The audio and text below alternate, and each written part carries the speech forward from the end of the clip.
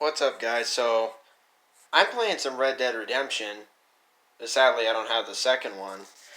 But I was thinking, a lot of people like making videos about facts about games that you might not know. So, I done some digging, and I want to give a thanks to the gamer for posting this article, as these facts are going to be centered around Red Dead Redemption 2. So here it is. 10 Red Dead Redemption 2 facts you didn't know. Number 10. Arthur will sing or hum to himself. It's not normally known for like a lot of parts in video games where like the character will have an idle animation where they won't like verbally make any remarks or anything. But if you're not on a mission in Red Dead Redemption 2 and if you're just idling around, Arthur will begin singing or humming a certain tune when he's not like on a mission or doing any side quests. How's that for realism, guys?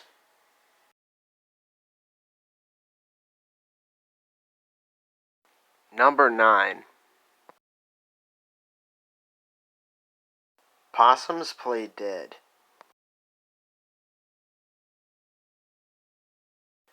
It's no surprise with the sheer amount of realism in Red Dead 2, Rockstar always tends to put in those little details that you might not have noticed. But sometimes out hunting, you might notice that sometimes if you're hunting a possum, they'll actually play dead just like their real life counterparts, which in some cases might actually make them very difficult to hunt. So keep that in mind next time you're trying to go out hunting and you're trying to want to make some stew for Pearson. Number 8.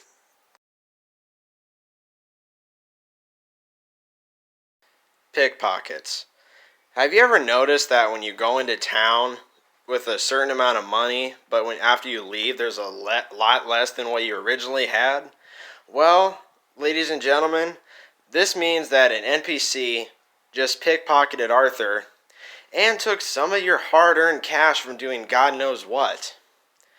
So yes, this proves that Arthur is not the only one who isn't afraid to rob somebody in broad daylight and not give a damn about anything. So pretty much my advice to you guys, I would not recommend getting off your horse in the middle of town or especially in a crowded area because you never know who's going to try and get their grimy hands into your pockets. If they're not careful, they might get a bullet to the head. That's probably how some players are, or that's probably how Arthur would be in real life. Just saying. Take my advice. Number 7. Horse bonding. Having a good bond with your horse is a key feature in Red Dead Redemption 2, as it was first introduced in the first Red Dead Redemption back in 2010. John would have to take good enough care of the horse as the bond would increase like a meter and would cause the horse to have higher stamina. But in Red Dead Redemption 2, it's actually more pivotal to actually take better care of your horse by grooming it, feeding it, and other essentials. But there's actually a hidden fourth level of a bond with your horse that as if like the horse were to like die, Arthur will actually begin to break down and start crying and as he just lost his horse. So this goes to show that even the hardest outlaws have a soft side. Number 6. Arthur and Abigail. Everybody knows that Abigail Roberts would go on to eventually marry John Marston, the protagonist of the first Red Dead Redemption.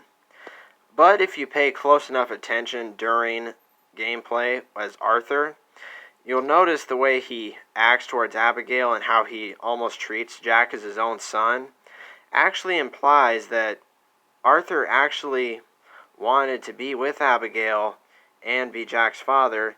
He even goes on and says in his journal that he should have married Abigail instead of John, as he thought that John was not fit to run away from life just to be a husband and father.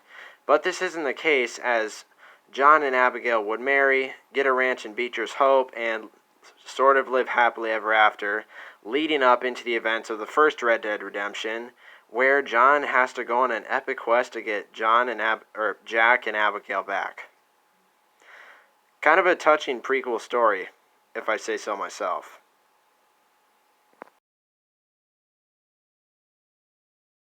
Number 5.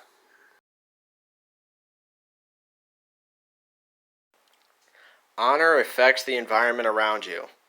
The honor system plays a very bigger role in Red Dead Redemption 2, a lot bigger than the role in Red Dead Redemption 1, as it can affect anything from cutscene dialogue to the game itself. Like, for instance, the doctor that diagnoses Arthur with his tuberculosis that he contracts very early on in the story, with full honor, he will basically say that he could try if he could, but there's nothing he can do. Or with negative honor, he more or less says that he hopes that Arthur dies eventually. Which sadly, this actually does come to pass at the end after Arthur's brutal hand-to-hand fight against Micah at the end of the game. So pretty much, be careful the choices you make with the honor system, people. Pinkertons in the credits. The Pinkertons are actually detectives who eventually would actually also play a pivotal role in Red Dead Redemption 1. But in the prequel, they also had their issues with Arthur Morgan as he was in Dutch's gang.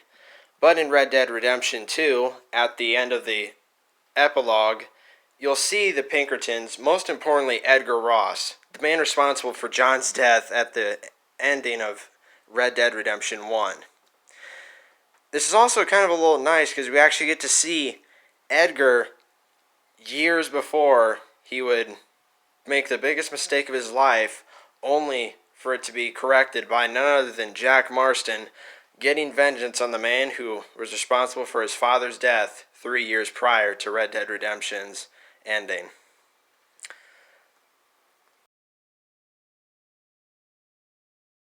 Number 3.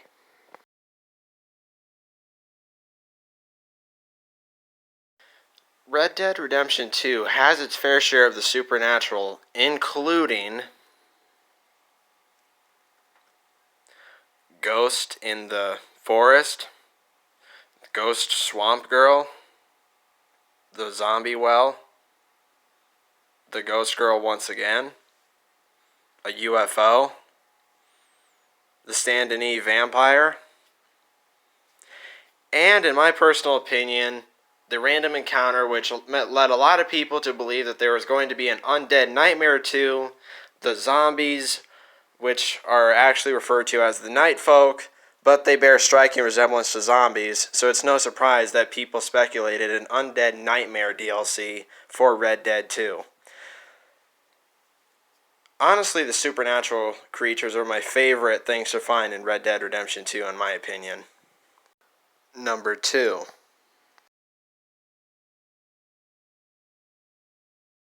The Survivors.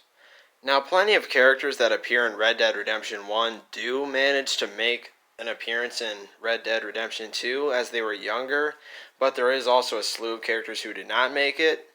But a lot of the characters that you see are Mary Beth, Mary Raines, John, Tilly, Pearson.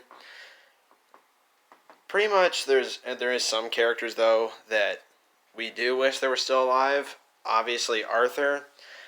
But luckily, Red Dead Redemption 2 is not shy about keeping some of the main characters around just so you Red can Dead interact Redemption with them. 2, The epilogue had its to fair see what share they're of up to characters who, years after, unfortunately, met missed their the big end split from under Dutch's many gang. different circumstances. Now, if you want to visit And now, characters like Sean, For Kirsten, the moment that I've and been waiting others, for the you can visit them entire as main of Arthur. the video. But then, if you is- want to visit Arthur's grave or Susan's, that you're gonna have to wait And until the number epilogue one- once you're playing as John. But plenty of characters were in Red Dead Redemption 2. Some made it, some didn't. But Red Dead Redemption 2 set the bar for being a true masterpiece in terms of storytelling and characters that you could truly get behind. And I'm hoping that a Red Dead Redemption 3 could happen. I'm not entirely sure how. I was thinking possibly have it continue on as Jack. But overall, Red Dead Redemption 2, hell of a game. Fucking amazing story. Arthur Morgan, one of my favorite characters in any video game. And that was it. The top 10 facts that you did not know about Red Dead Redemption 2. Thank you guys for watching, and I will see you guys in the next video. Peace.